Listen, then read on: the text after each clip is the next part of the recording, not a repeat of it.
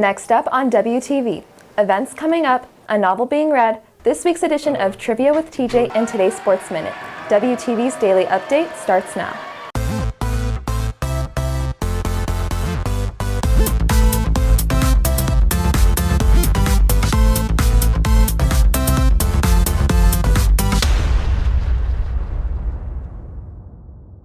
Good morning, Red Hawk Nation. Today is Wednesday, February 20th, and I'm Melody Tavallaee with today's daily update brought to you by Wingspan TV.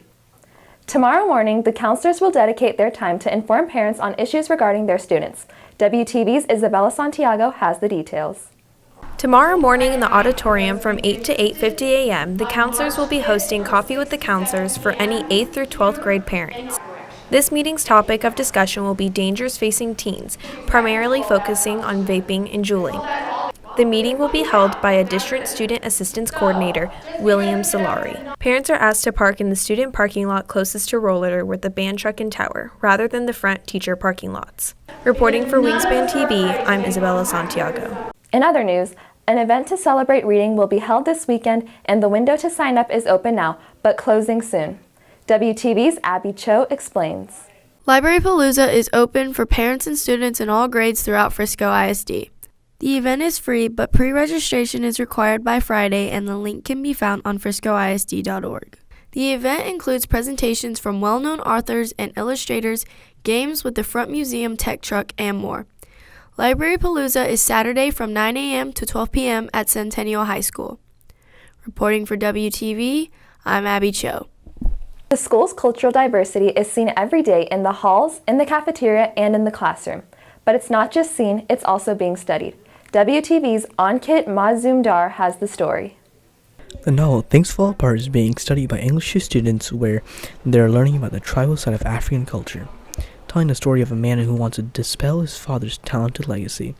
The book has sold more than 20 million copies and has been translated into 50 different languages. Its appeal lies in underlying themes of the story.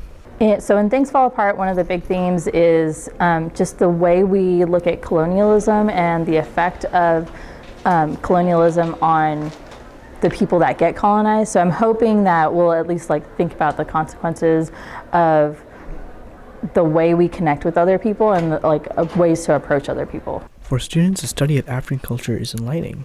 It sheds some light on the normally mysteries behind the African culture, because normally people stereotype it as being primitive or being sort of uncivilized, but then when you read Things Fall Apart, you realize that just because they're African doesn't mean that they're tribal or uncivilized like we normally think of it. Ankit Mazumdar reporting for WTV. Monday was a holiday for President's Day, but how much do students know about presidents? WTV's TJ Krylowicz gets the answers.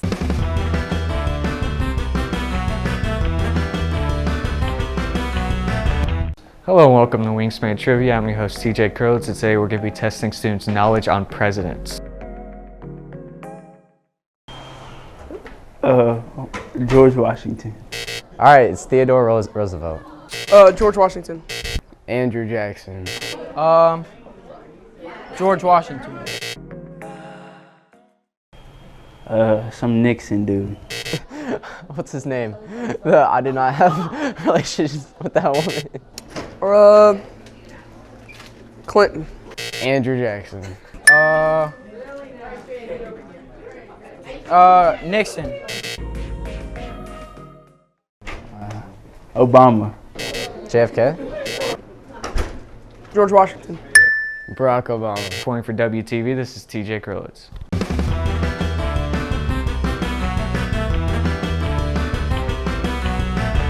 Basketball played last night. WTV's Carter Brock brings you the recap. Last night, girls basketball played their third playoff game, taking on Centennial at Reedy. The Redhawks started out the first quarter strong, eventually taking a 19-15 lead at the half. The game stayed at a 4-point margin until the fourth, where the Redhawks pulled away for a 42-32 win, advancing them to the regional semifinals, where they will be taking on the winner of North Forney and Texas High School on Friday. I mean, really, they just kept working. It's the third time we played that team, and the first couple times it wasn't as tight. And so it's always tough playing a really, really good team, and they're really young, so their confidence is high late in the year. So for us, it was just grinding out possessions late in the game, offensively and defensively, and really just having a little bit of a will to win. They went up in the fourth quarter, and for us to have our composure, maybe it was the third quarter, but for us to have our composure down the stretch like that and pull it out says a lot about our kids. Boys basketball also played last night in their first playoff game as they traveled to McKinney-Boyd to play Princeton High School. The Redhawks jumped out to an early lead and never looked back. Entering the second half with a 26-21 lead over the Panthers, the Redhawks kept outscoring Princeton, bringing home the 74-58 win. The boys advanced to the second round where they will play Kimball High School. I think it went great. First and foremost, we started off kind of slow, and we know we're better than them, but we had to come out and prove that we were. And but as the game progresses, it progressed on. We showed up, and we're moving on to the second round. For WTV Sports, this is Walker Shippey.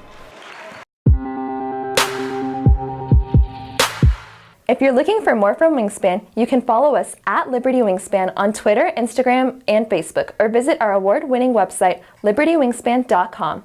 WTV's Wade Glover has today's announcements. The Computer Science Club is hosting a competition on March 2nd. Come to a club meeting in Mr. Bunn's room during advisory on Thursdays to get more information. NHS applications are now available for current sophomores and juniors. Please see Ms. Bennett in room C216 or Ms. Duckworth in room C225 if you're interested. All applications are due by 4:30 p.m. on Wednesday, February 27th. Yearbook staff applications are now available in room C147. Wingspan and WTV staff applications are now available in room C102. ISM applications are now available. If you're interested, please scan the QR code on screen. Applications are due on March 3rd. That's it for today's daily update. This is Melody Tavallaee for Wingspan TV.